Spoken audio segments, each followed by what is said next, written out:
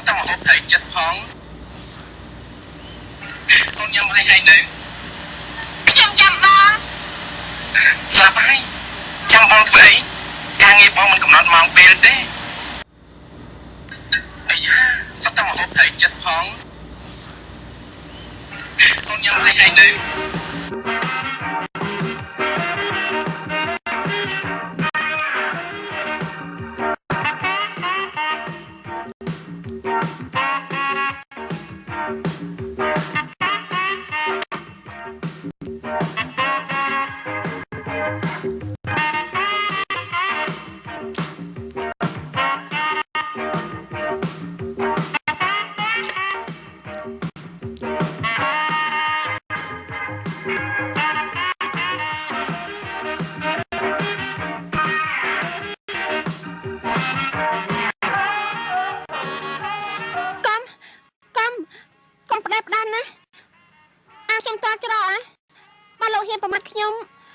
ខ្ញុំសុកចិត្តស្លាប់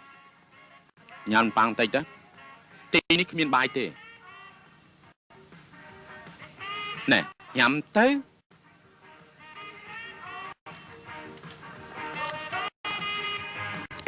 អរគុណកុំឲ្យតម្លៃបងទាបពេកបងមិនមែនជាប្រុសថោកដល់ម្លឹងទេសុំទោសដែលពីមុនបងយល់ច្រឡំចំពោះអូនជាមួយនារីដែលចេះថែរក្សាតម្លៃខ្លួនបងគោរពជានិច្ចណា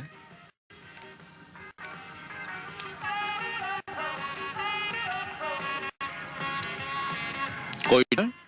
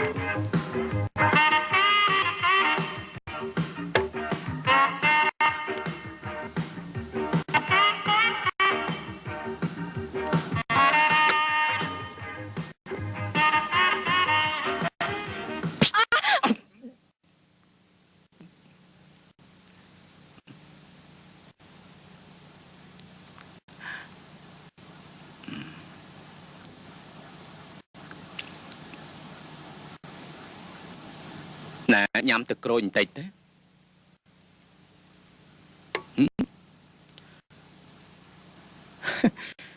ខ្ញុំប្រាប់នាងតិចចុះ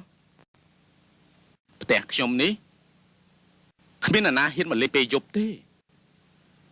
ព្រោះទីនេះមានខ្មោចពិសាចតែងតែមកលងជាញឹកញាប់